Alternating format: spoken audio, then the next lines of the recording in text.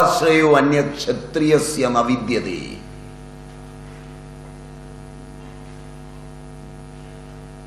യുദ്ധം ഏതായിരിക്കണം അത്? അനന്ത മഹാപുരുഷ യജ്ഞത്തിലേക്ക് സഞ്ചരിക്കാൻ പോകുന്ന ഒരുവൻ യുദ്ധം ചെയ്യേണ്ടത് പുറത്തുള്ള ശത്രുക്കളോടല്ല.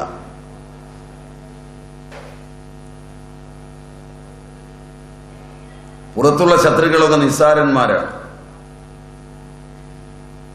അവരാകെ പിടിച്ചു പറിച്ചു കൊണ്ടുപോയാൽ കുറെ സ്വത്തേ കൊണ്ടുപോകുള്ളൂ, ആത്മവത്തയെ കൊണ്ടുപോകില്ല.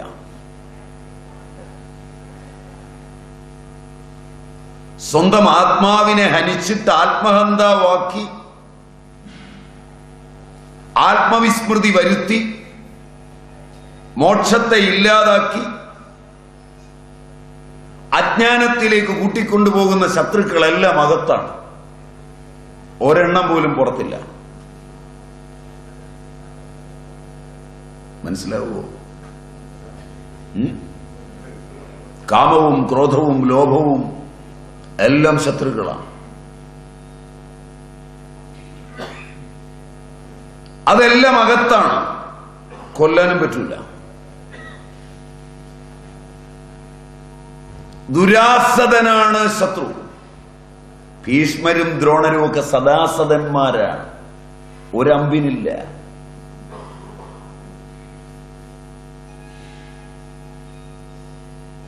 അവരെയൊക്കെ ജയിക്കാൻ ഒരുപാട് സാമർഥ്യമൊന്നും വേണ്ട.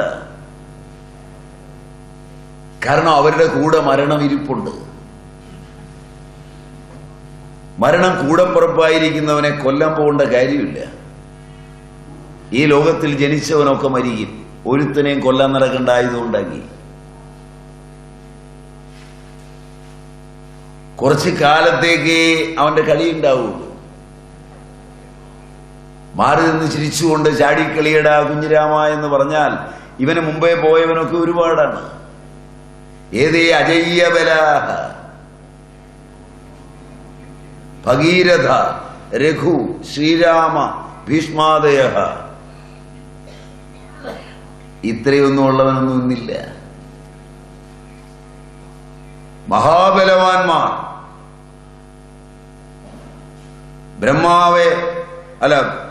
ശിവനെ തപസ് ചെയ്ത് വരുത്തി വെൺഗംഗയെ ഭൂമിയിലൊഴുക്കിയ ഭഗീരഥൻ, അത്രയൊന്നും വരികയില്ല എന്നുള്ളവന്മാരൊന്നും എത്ര ഭീകരനായാലും. അയാളിപ്പോ ഇല്ല. കാലപുരുഷന്റെ ബഹൂതര വക്കതരത്തിലേക്ക് ആ ദംഷ്ടകൾക്കിടയിലൂടെ ചതഞ്ഞരഞ്ഞാ കയറിപ്പോയത്.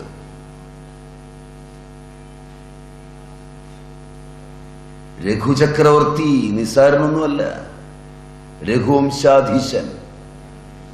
രഘുവംശം തന്നെ ഉണ്ടായത് അദ്ദേഹത്തിന്റെ പേരിലാണ്. ഇപ്പൊ ഇല്ല, കക്ഷിയും പോയി. നമ്മൾ ഏറ്റവും ആരാധിക്കുന്ന ശ്രീരാമൻ, അദ്ദേഹവും പോയി.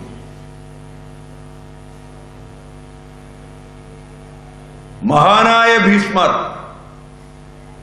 സ്വച്ഛന്ത മൃത്യു, ദേവവ്രതൻ, നിഷ്ഠൂര നൈഷ്ഠിക ബ്രഹ്മചാരി.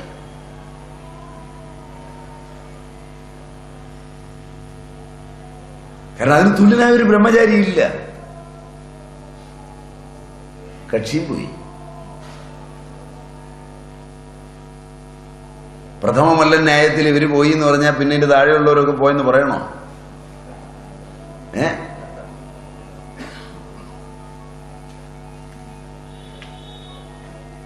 ഇനിയോ വിശ്വാമിത്ര വസിഷ്ഠ കശ്യപ മുഖ യോഗീശ്വരൈക്വാധുന.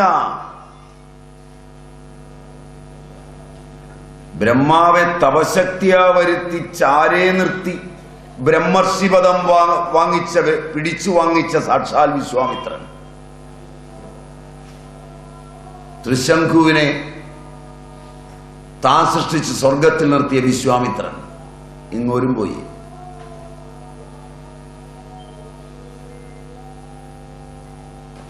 ബ്രഹ്മർഷി വസിഷ്ഠൻ പോയി, താത കശ്യപൻ പോയി.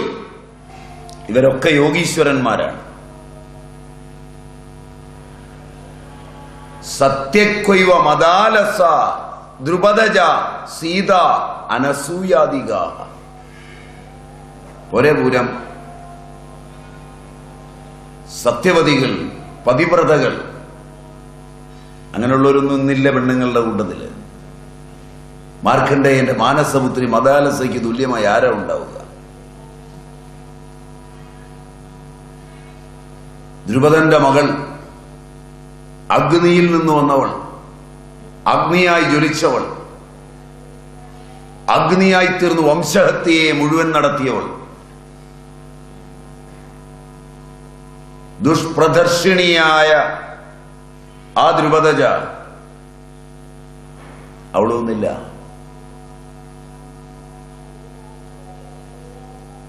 സീത സാക്ഷാൽ അനസൂയ, ബ്രഹ്മാവിഷ്ണു മഹേശ്വരന്മാരെ വെള്ളം തളിച്ച് കുഞ്ഞുങ്ങളാക്കി മടിയിലെടുത്ത് വളർത്തിയ സാക്ഷാൽ അനസൂയയും ഇന്നില്ല. സർവേ കാലകരാള വസ്ത്ര ചണക വ്യാപാര സാരംഗതാഃ.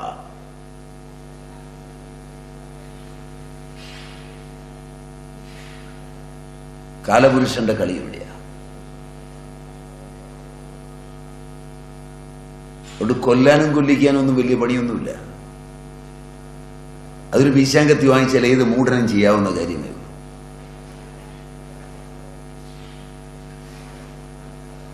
ഒരു പിച്ചാത്തിപ്പിടിയിലേക്ക് കൈയെത്താതിരിക്കത്തക്ക വിധത്തിൽ സ്വന്തം മനസ്സിനെ ബലമുള്ളതാക്കി എടുക്കണമെങ്കിൽ അതിന് പണിയെടുക്കണം, പാരമ്പര്യം വേണം.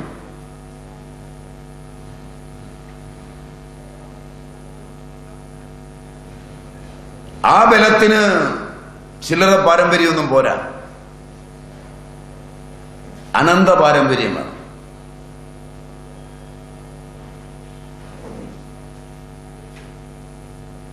ഈ യുദ്ധത്തിൽ അർജുന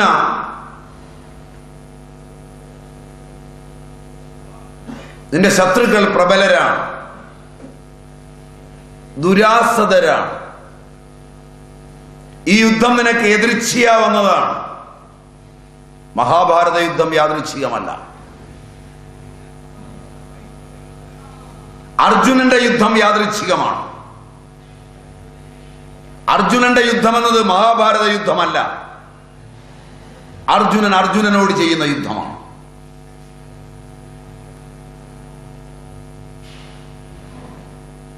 പിതാക്കന്മാരെയും പിതാമഹന്മാരെയും ആചാര്യന്മാരെയും മാതുലന്മാരെയും പാരസ്പര്യങ്ങളുടെ ലോകങ്ങളെയും കണ്ട ഒരു അർജുനൻ തന്റെ കാമത്തോട് ഏറ്റുമുട്ടുന്ന കാഴ്ചയാണ് കാണുന്നത്.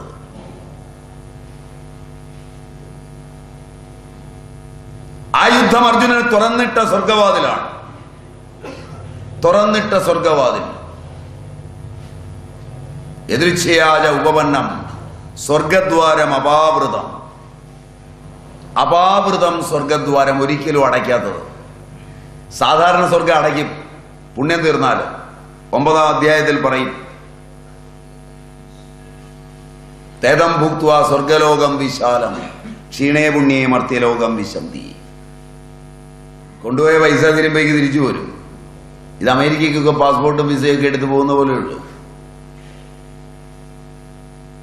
ഇവിടെ സ്വർഗത്തിൽ വലിയ കാര്യമൊന്നുമില്ല. ഇവിടുന്ന് സമ്പാദിച്ച പുണ്യമൊക്കെ കൊണ്ടുപോയി കുറച്ച് നാൾ അവിടെ അടിച്ചു പൊളിച്ചു. അത് കഴിയുമ്പോൾ കയ്യിലെ കാശ് തീർന്നു, ഇനി പൊക്കോളാൻ പറയും നാട്ടിലേക്ക്. മറ്റേതല്ല, തുറന്നിട്ട സ്വർഗവാതിലാണ്. അനന്ത സ്വർഗമാണ് മോക്ഷം. കേനോപനിഷത്ത് പറയും, അനന്തേ സ്വർഗേ ജയേ പ്രതിഷ്ഠതി പ്രതിഷ്ഠതി. ആ സ്വർഗം അർജുനന് തുറന്നു വെച്ചിരിക്കുന്നത്. അതിന് ചെറിയ പണി പോരാ. സ്ഥിതപ്രജ്ഞ ലക്ഷണം പറഞ്ഞു കൊണ്ടുവന്നിട്ട് അത് നഷ്ടപ്പെടുന്നത് എങ്ങനെയാണെന്ന് 62-63 ശ്ലോകങ്ങളിൽ ചൂണ്ടിക്കാണിക്കും. അനന്ത മഹാപുരുഷ യജ്ഞത്തിലേക്ക് വിരൽ ചൂണ്ടുന്നതും കാലപുരുഷനിലേക്ക് വിരൽ ചൂണ്ടുന്നതും തുടങ്ങുന്നത് അവിടെയാണെന്ന് പറയാം.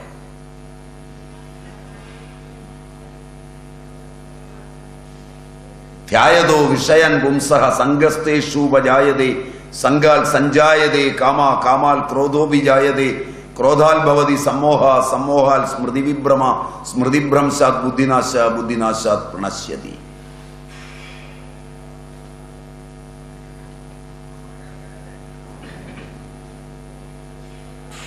രണ്ടാം അധ്യായം 62, 63 തോന്നുന്നു ശ്ലോകം. ശരിയാണോ? കയ്യിൽ പുസ്തകമുള്ളവരൊന്ന് മറിച്ചു നോക്കിയാൽ, നോട്ട് ചെയ്തുകൊണ്ടൊക്കെ പോയി അവിടെ ചെല്ലുമ്പോൾ 62-ലോ 63-ലോ ഒന്നും കണ്ടില്ലെങ്കിൽ ഞങ്ങൾ ഈ പ്രഭാഷണത്തിനിടയ്ക്ക് ഈ പ്ലാസ്റ്റിക് ആസ്ബസ്റ്റോസിൻ്റെത് ടിക്20 എന്ന പുസ്തകത്തിൻ്റെ 8-ാം പേജിൽ 7-ാം ഖണ്ഡികയിൽ നിന്നൊക്കെ അടിച്ചേച്ച് പോകും. നിങ്ങളിൽ നിന്ന് തപ്പുമ്പോൾ ഇങ്ങനൊരു പുസ്തകവും ഉണ്ടാവില്ല, ഇങ്ങനൊരു ആളും ഉണ്ടാവില്ല.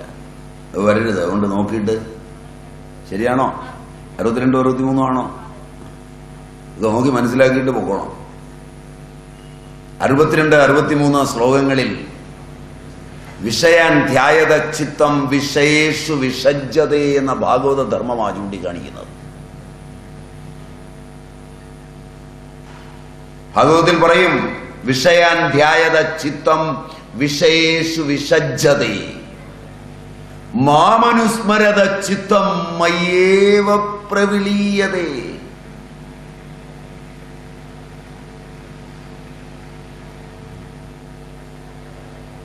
ഇതാ സനാതനം.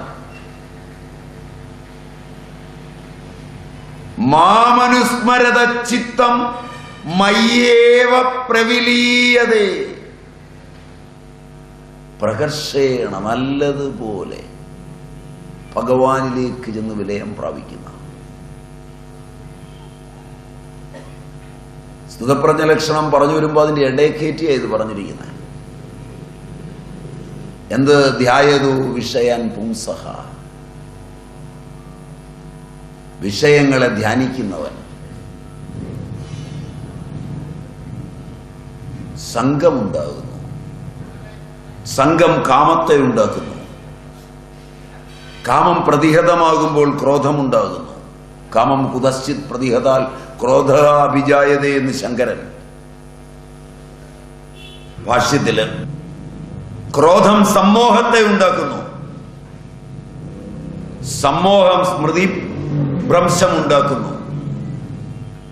സ്മൃതിനാശം ബുദ്ധിയെ നശിപ്പിക്കുന്നു. ബുദ്ധിനാശം സർവനാശത്തെ ഉണ്ടാക്കുന്നു. ഇനി ആ യുദ്ധക്കളത്തിൽ നിൽക്കുന്ന പാണ്ഡവരെയും കൗരവരെയും നോക്കുക. പാണ്ഡവ കൗരവ ചരിത്രമല്ലേ ഈ പറഞ്ഞത്? അവിടെ നിൽക്കുന്നവരെല്ലാം ബുദ്ധി നശിച്ച് സർവനാശം വിതയ്ക്കുന്ന യുദ്ധം പൊട്ടിപ്പുറപ്പെട്ടെത്തിയിരിക്കുകയാണ്. ഇതല്ല വേണ്ടതെന്നല്ലേ സ്ഥിതപ്രജ്ഞ ലക്ഷണം പറഞ്ഞു കൊടുത്തത്. പക്ഷെ ഭഗവാന്റെ വാചകങ്ങളിൽ ദൂരേണ ഹ്യവരം കർമ്മ ബുദ്ധി യോഗ ധനഞ്ജയ ബുദ്ധൗ ശരണം അന്വിച്ച കൃപണാബലഹേതവ എന്നൊരു ശ്ലോകം ഉണ്ടായിരുന്നു. അർജുനെ കുഴച്ചതാണ്. അതിന് തൊട്ടു മുമ്പ് 49-ലോ 47-ലോ ഭഗവാൻ മറ്റൊന്നുകൂടി പറഞ്ഞു. കർമ്മണ്യേവ അധികാരസ്ഥേ മാബലേഷു കഥാചന മാകർമ്മ ബലഹേതുർഭൂ മാതേ സങ്കൂസ്ത്വ കർമ്മണി. 47 കടുപ്പിച്ചാ പറഞ്ഞേ. 4 വൈദിക സൂത്രങ്ങളാ പറഞ്ഞത്. വൈദിക സൂത്രങ്ങളായതുകൊണ്ട് അർജുനന് നല്ല പോലെ കത്തിയില്ല എന്ന് പറയാം. കർമ്മണി ഏവ തേ അധികാര ഒന്നാമത്തെ സൂത്രമാണ്. ശരീരം കർമായതനമാണ്, അന്നം കൊണ്ടുണ്ടായതാണ്. അതിന് കർമ്മം ചെയ്യാനല്ലാതെ ഒരവകാശവും ഉന്നയിക്കാൻ അധികാരമില്ല. ഇതാണ് സനാതന ധർമ്മം. ഈ ഭൂമി അവകാശങ്ങളുടെ രംഗവേദിയല്ല. ഈ ഭൂമിയിൽ ജന്മമെടുക്കുന്നത് ആഗ്രഹിച്ചിട്ട് നിക്ഷേപിച്ചു പോകാനാണ്. നിയോഗങ്ങൾ തീർത്ത് ഈ ഭൂമിയിൽ നിന്ന് വെറും കൈയോടെ മടങ്ങാനാണ്. ഇവിടെ ഇനിയും വലിച്ചു വാരി കൊണ്ടുപോകരുത്. ലിംഗശരീരത്തിൽ കാറ്റുപൂവിൽ നിന്ന് ഗന്ധമെന്ന പോലെ കാറ്റുപൂവിൽ നിന്ന് ഗന്ധത്തെ കൊണ്ടുപോകുന്നത് പോലെ തൃണജലൂക ന്യായത്തില് ഇനിയും ആഗ്രഹങ്ങളെ മേച്ച് ഇന്ദ്രിയജനിത അനുഭവങ്ങളും ഇന്ദ്രിയജനിത അനുഭവോൽപ്പന്ന വാസനകളും ഇന്ദ്രിയജനിത അനുഭവോൽപ്പന്ന വാസന ഉത്ബുദ്ധതയും അനുദ്ബുദ്ധതയുമായി ലിംഗശരീരം ഇനിയും 1000 ജന്മജന്മാന്തരങ്ങൾക്കും 1000 ജനിമരണങ്ങൾക്കും കാരണമായി തീരുമാറ് കർമ്മങ്ങളുടെ ഭാവങ്ങളെയും വഹിച്ച് തിരിച്ചു മടങ്ങരുത്.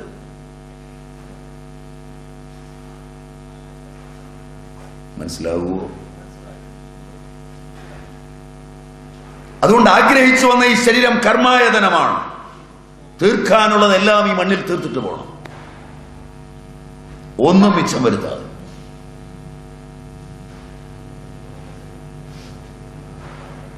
ഒന്നും ഇങ്ങോട്ട് വരുന്നത് ഇനി വേണ്ട, മേടിച്ചു വെച്ചാൽ ഇനി അത് തരാൻ വരണം. എല്ലാം കൊടുത്തു തീർത്ത് മടങ്ങാൻ. എത്ര ജന്മങ്ങളുടെ മേടിക്കൽ, എത്ര ജന്മങ്ങളുടെ സമ്പാദ്യം. ഈ സമ്പാദ്യമല്ലേ വീണ്ടും വീണ്ടും വരാൻ പ്രേരിപ്പിക്കുന്നത്. ലോകേഷണയുടെയും ദാരേഷണയുടെയും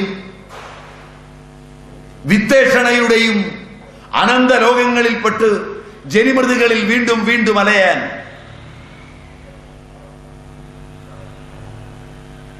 കർമായതനമായി ശരീരം കൊണ്ട് സർവത്ര കർമ്മം ചെയ്ത് ഫലം അല്പം പോലും ഇച്ഛിക്കാതെ മടങ്ങാൻ. വൈദിക സംസ്കൃതി വൈദിക സൂത്രത്തിന്റെ അനൽപമായ അക്ഷരങ്ങളെ പ്രതിബിംബിപ്പിക്കുമ്പോൾ മഹാനായ കണ്ണൻ അർജുനനോട് ഉപദേശിച്ചത് കർമ്മണിയേവ തേ അധികാര എന്നാണ്. നിർത്തിയില്ല. മാ ഫലേഷു കദാചന, ഒരിക്കലും നിനക്ക് ഫലത്തിൽ അധികാരമില്ല.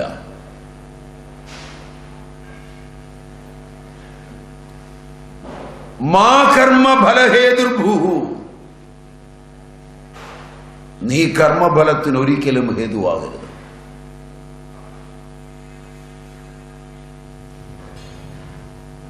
ഫലമാണ് കർമ്മങ്ങളെ ഉണ്ടാക്കുന്നതെന്ന തെറ്റിദ്ധാരണയിൽ നീ അകർമ്മണ്യനുമാവരുത്.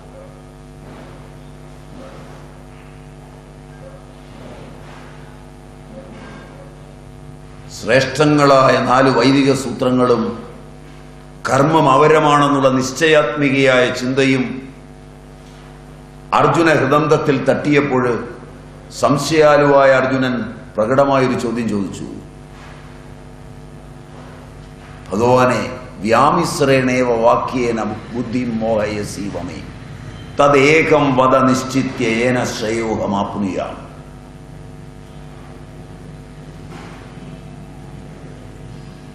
എനിക്ക് ശ്രേയസ്കരമായ ഒന്നേതോ അത് മാത്രം പറ. അങ്ങന്റെ ബുദ്ധിയെ കൂട്ടിക്കുഴച്ചതുപോലാക്കുന്നു.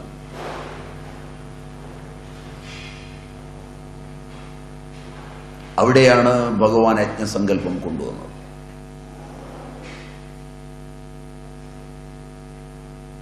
ലോകം ഒരിക്കലും കാണാത്ത അതിവിപുലമായ യജ്ഞസങ്കല്പത്തിലാണ് ഭഗവത്ഗീത 9-ാം അധ്യായം 8-ാം ശ്ലോകം മുതൽ മുന്നേറുന്നത്.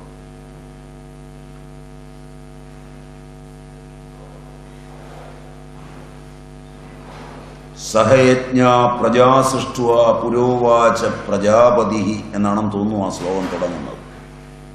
3-8 അല്ലെങ്കിൽ 9.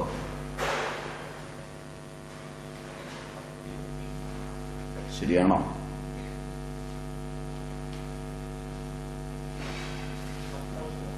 പത്താം ശ്ലോകം. റൈറ്റ്. സഹയജ്ഞ പ്രജാ സൃഷ്ടുവ പുരോവാച പ്രജാപതി അനേന പ്രസവിഷ്യത്വമേഷവോസ്തിഷ്ഠ കാമദുഃഖ. എന്നെ കേൾക്കുന്ന നിങ്ങളുടെ അച്ഛനമ്മമാർ, ഇതിലെ പ്രായം കൂടിയവരുടെ അച്ഛനമ്മമാർ, കൃഷിക്കാരൻ വീട്ടിലേക്ക് വരുമ്പോൾ ഒന്ന് എഴുന്നേക്കുമായിരുന്നു. കണ്ടിട്ടുണ്ടോ? കണ്ടിട്ടുണ്ടോ?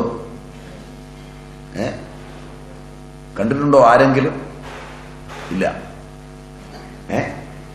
പ്രായമായവർ ആരെങ്കിലും കണ്ടിട്ടുണ്ടോ? ഉണ്ട്. കൃഷിക്കാർ വരുമ്പോൾ ഒന്ന് എഴുന്നേക്കുമായിരുന്നു. കുട്ടികൾ അച്ഛനമ്മമാരെ പതിവായി രാവിലെ നമസ്കരിക്കുമായിരുന്നു. കണ്ടിട്ടുണ്ടോ? അതുമില്ല. എന്തിനാ അതൊക്കെ ചെയ്യുന്നത്? അച്ഛൻ കഴിച്ച അന്നം പരിണമിച്ചാണ് ബീജമാകുന്നത്. അമ്മ കഴിച്ച അന്നം പരിണമിച്ചാണ് ബീജമാകുന്നത്. അത് സംയോജിച്ചാണ് പിണ്ടമുണ്ടാകുന്നത്. ആ പിണ്ടം അന്നമാണ്. അതിനോട് നന്ദി ഉണ്ടാകണം. പിണ്ടനന്ദി വായിച്ചറിഞ്ഞാൽ എളുപ്പമാണ്. അങ്ങനെ കേട്ടിട്ടുണ്ടോന്നറിയില്ല. അങ്ങനൊരു സാധനമുണ്ട്, പിണ്ടനന്ദി. കേട്ടിട്ടുണ്ടോ?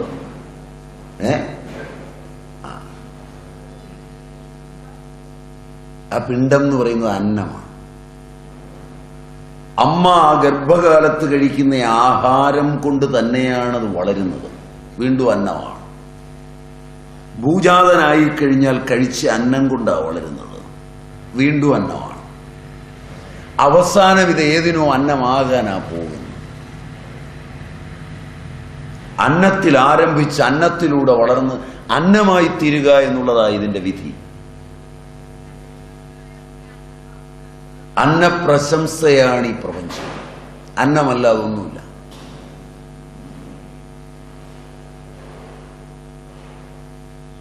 അന്നം സ്വവൈ ബ്രഹ്മ.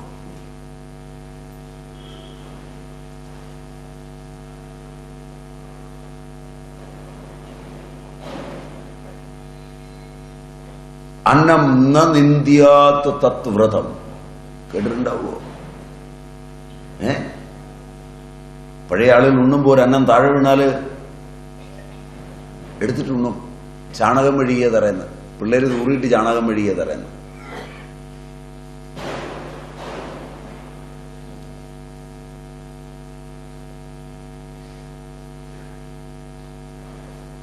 കാരണം അന്നമാണിത്. അന്നം കൊണ്ടാണ് ഈ ഭൂതങ്ങൾ ഉണ്ടാകുന്നത്. അന്നാത് ഭവന്തി ഭൂതാനി പർജന്യാത് അന്ന സംഭവ. അന്നത്തിന്റെ ശുംഖം പർജന്യനാണ്. അന്നം ഭൂമിയാണ്. അന്നത്തിന്റെ ശുംഖം ജലമാണ്. ഛാന്തോഗ്യം. അന്നം എന്നതിന് ഭൂമി എന്നും പറയും. നിങ്ങളുടെ സയൻസും മണ്ണാങ്കട്ടയൊക്കെ ഭൂമിക്ക് ജീവനുണ്ടെന്നും വിചാരിക്കുന്നില്ല. മനുഷ്യന് ജീവനുണ്ടെന്ന് വിശ്വസിക്കുന്നു. ഇപ്പൊ പിന്നെ സസ്യങ്ങൾക്കും ജീവനുണ്ടെന്ന് ഞങ്ങൾ കണ്ടുപിടിച്ചിരിക്കുന്നു. കണ്ടുപിടിക്കുന്നതിന് മുമ്പ് ഉണ്ടായിരുന്നില്ല. ഞങ്ങൾ കണ്ടുപിടിച്ചാലേ ഇതൊക്കെ ഉണ്ടാവുള്ളൂ. അങ്ങനെയാണ് നിങ്ങളുടെ ശാസ്ത്രത്തിന്റെ പോക്ക്. എന്നോട് നിങ്ങൾ ക്ഷമിക്കുമോ എന്ന് എനിക്കറിയില്ല. ഇങ്ങനെ ചിലത് പറഞ്ഞില്ലെങ്കിൽ എനിക്കാണെങ്കിൽ സമാധാനം ഉണ്ടാവില്ല. എൻ്റെ നാവിന് അങ്ങനെ ചില വൈകല്യങ്ങളുണ്ട്. അപ്പോ ഭൂമിയാണ് ജീവന്റെ ഉറവിടം. അതതിന്റെ ശുംഖമാണ്. ഭൂമിയുടെ കാരണം ജലമാണ്. പർജന്യൻ അത് ശുംഖമാണ്, കാരണം. പർജന്യന്റെ കാരണം, അതിന്റെ ശുംഖം അഗ്നിയാണ്. ആ ശുംഖമായ അഗ്നിയെയാണ് യജ്ഞമെന്ന് പറയുന്നത്.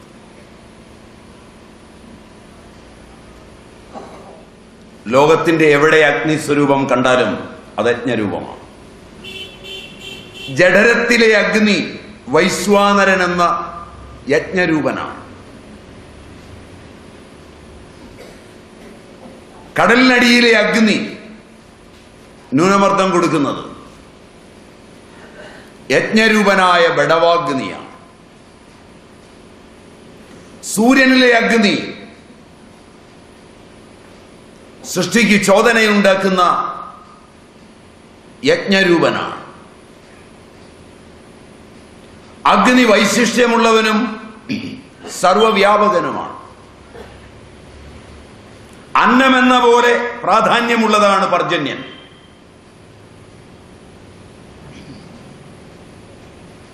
ആ പർജന്യൻ യജ്ഞത്തിൽ നിന്ന് മാത്രമാണ് ഉണ്ടാകുന്നത്.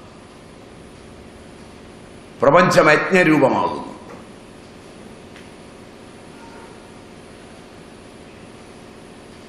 ബൃഹദാരണ്യകം സൃഷ്ടിയെപ്പോലും ഗംഭീരമായ ഒരു യജ്ഞരൂപത്തിലാണ് പറയുന്നത്. സ്ത്രീ പുരുഷ ബന്ധത്തെപ്പോലും പോയി വായിക്കുക. നിങ്ങൾ ഒന്നിച്ചിരിക്കുമ്പോൾ നിങ്ങളുടെ അധികാരികളെ തിരിച്ചറിയാൻ വയ്യാത്തതുകൊണ്ട്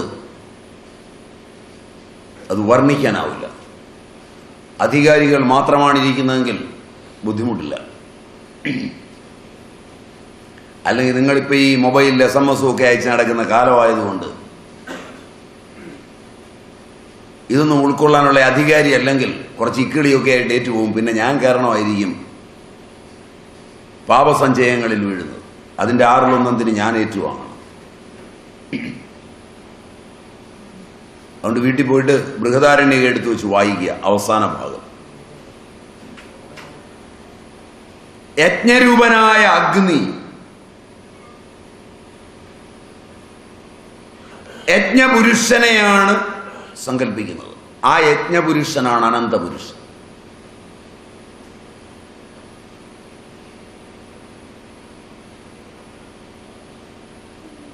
എട്ടാം ശ്ലോകത്തില് 3-ാം അധ്യായത്തില് ഈ യജ്ഞപുരുഷനെ ഓർമ്മിപ്പിക്കുമെന്നാണ് എനിക്ക് തോന്നുന്നത്. 8ആണെന്ന് തോന്നുന്നു.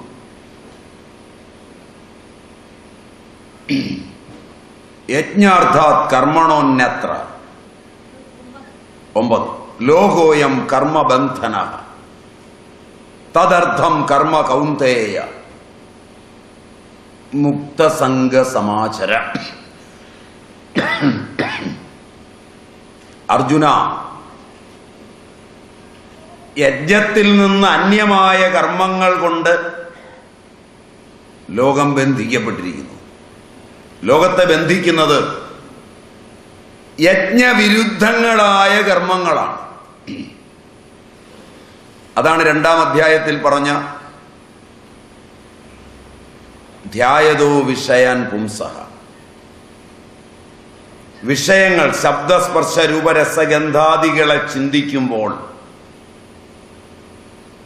സംഘമല്ലെങ്കിൽ ബന്ധം ഉണ്ടാവും. അത് യജ്ഞവിരുദ്ധമാണ്. 3-ാം അധ്യായത്തിൽ യജ്ഞത്തിൽ നിന്ന് അന്യമായ കർമ്മങ്ങളാണ് എല്ലാ ബന്ധവും ഉണ്ടാക്കുന്നത്.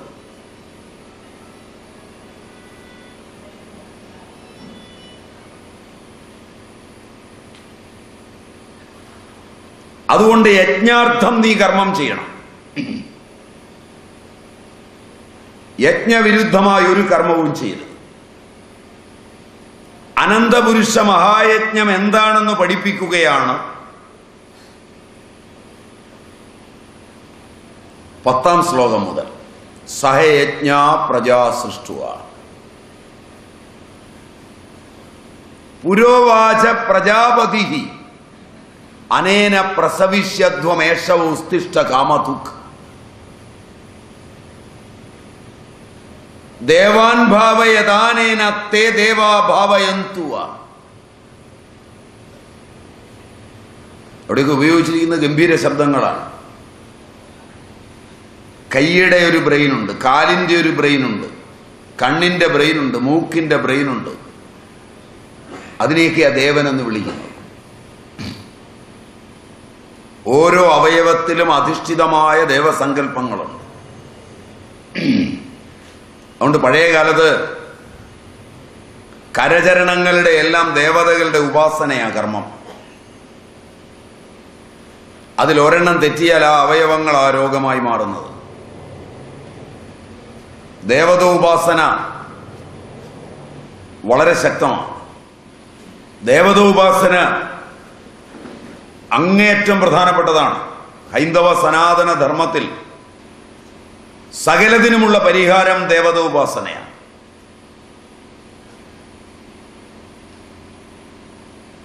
ദേവതയെ അറിയുന്ന ആളുകൾ ആ ദേവതയെ ഉപാസിച്ചിട്ടാണ്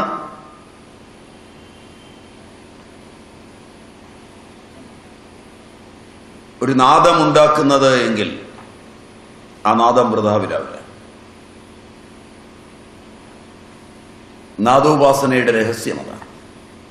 മന്ത്രശാസ്ത്രത്തിന്റെ രഹസ്യം അതാണ്. തന്ത്രശാസ്ത്രത്തിന്റെയും രഹസ്യം അതാണ്.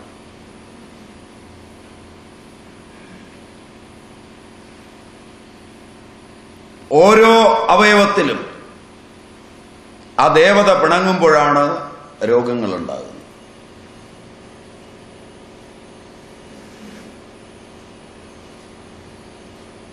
ദേവതകളുടെ സമാഹാരമാണിത്.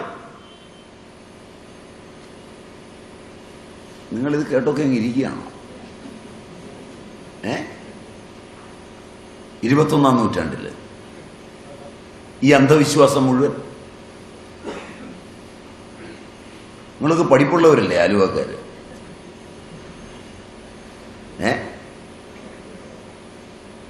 ഞാനോടത്ത് നിങ്ങളൊക്കെ ഏറ്റുപോയി കസേര